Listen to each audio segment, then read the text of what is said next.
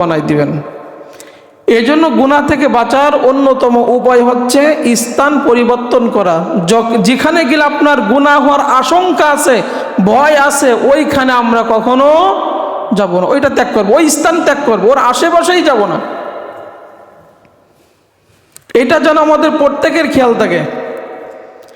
এরপরে মুরাকাবা করা, ধ্যান করা। ধ্যান, গুনাহ থেকে যদি আপনি বাঁচতে চান মাঝে মাঝে ধ্যান করবেন যে আমার এমন একটা সময় ছিল দুনিয়ার কোনো মানুষ আমার নাম জানতো না, আমাকে চিনতো না, আমার আজকে এই পরিবেশ পরিস্থিতি হবে এটা মানুষ আমার সম্পর্কে জানতো না। আল্লাহ রাব্বুল আলামিন আমাকে দুনিয়াতে মায়ের গর্ভের মধ্য থেকে নিয়ে আসছেন, আমি এখন কথা বলতে পারি, আমি এখন হাঁটতে পারি।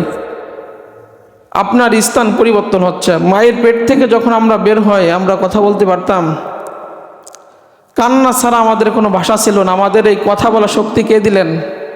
মায়ের দুধ ছাড়া আমরা কিছু খেতে পারতাম না, আল্লাহ রাব্বুল আলামিন আমাকে খাওয়ালেন। আমি আস্তে আস্তে সবল হচ্ছি, বড় হচ্ছি, আমার হাত পা শক্ত হচ্ছে, এরকম হতে হতে আমি যুবক হচ্ছি, আবার আমি শিশুকালের মতো দুর্বল হয়ে যাচ্ছি। এই যে আপনারা এখানে যারা মুরব্বীরা আছেন, এক সময় আপনারা আমাদের মতো ছিলেন না? হ্যাঁ, এই যে হালাতটা পরিবর্তন হলো, এই নিয়ে মাঝে মাঝে চিন্তা করা, এটা কেমনে হলো? আজকে আমাদের মতো বয়সের অনেক মানুষ, আমরা একসাথে খেলা করছি, একসাথে স্কুল কলেজে গেছি, একসাথে হাট বাজারে গেছি, আজকে তারা কবরে। আজকে তারা কবরে চলে গেছে। আপনি চক্ষু বন্ধ করে আপনি চিন্তা করেন, আমিও যদি ওই ব্যক্তির মতো আজকে কবরে থাকতাম, আমি মরে যাওয়ার সাথে সাথে মাইকে ঘোষণা হবে অমুক ব্যক্তি দুনিয়ার থেকে চলে গেছে। মসজিদে খাদ নেওয়ার জন্য আপনার আপনজন ব্যস্ত, কাফনের কাপড় কাটার জন্য আনার জন্য দোকানে দৌড়াদৌড়ি করতেছে, আপনার ছেলে মেয়ে, আপনার আত্মীয় স্বজন, স্ত্রী আপনাকে ঘর থেকে বের করে দিচ্ছে, আপনার ঘর থেকে তারা এখন রাখতে চায় না, তাড়াতাড়ি দাফন কাফনের ব্যবস্থা করো। চিন্তা করেন তো, সেই পরিবেশ পরিস্থিতি যদি আমার আসে আমার অবস্থাটা কি হবে? ওই সময় যদি আমার আমলনামায় গুনাহ থাকে আমার অবস্থাটা কি হবে?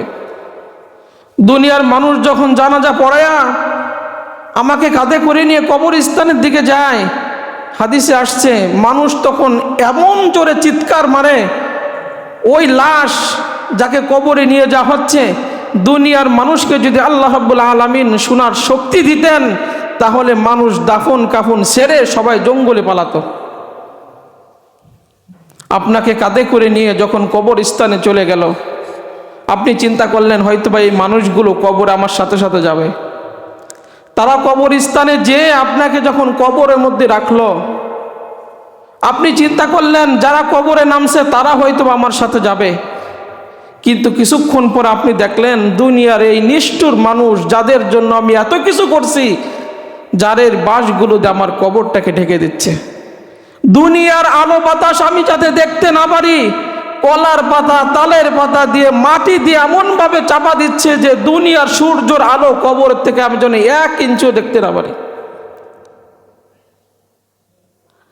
দুনিয়ার মানুষগুলো আমার কবর উপরে দাঁড়াইয়া দাঁড়াইয়া মাটি দিয়ে তারা পা দিয়ে চাপা এমনভাবে দিচ্ছে যাতে দুনিয়ার কোনো আলো বাতাস আমার কবরের মধ্যে না যায়। তা ওই একাকী মুহূর্তে আমার অবস্থাটা কি হবে? হাদিস বলে আল কবরু রাউদাতুম মিন রিয়াদিল জান্নাহ আও হুফরাতুম মিন হুফারিন নার। কবর কারোর জন্য হয়তোবা জান্নাতের বাগান অথবা জাহান্নামের গর্ত হবে। আমার আমলনামায় যদি গুনাহ থাকে কবরে রাখার সাথে সাথে আমার কবরটা জাহান্নামের গর্ত হয়ে যাবে, জাহান্নামের আগুন দিয়ে ভরে দেওয়া হবে। দুনিয়ায় আপনি বিপদে পড়েন, আপনার ভাই আপনাকে হসপিটালে নেওয়ার জন্য ব্যস্ত,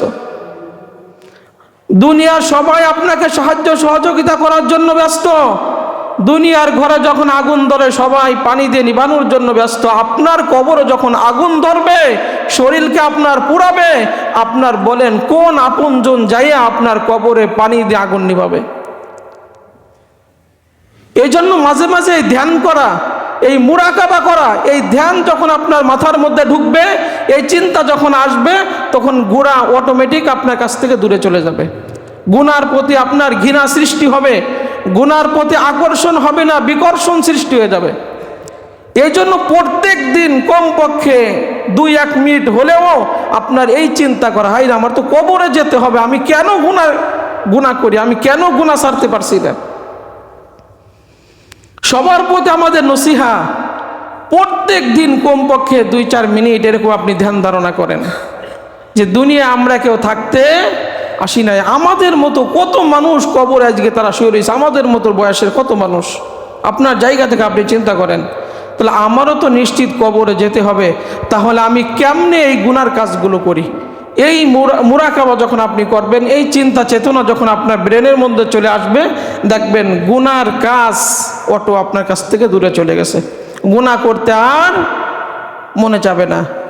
আপনি যখন জানেন যে আমি যদি এখন আগুনে হাত দিই আমার হাত পুড়বে, জানা সত্ত্বেও কি আমরা আগুনে হাত দিই, কারণ আমার ক্ষতি হবে, কষ্ট হবে।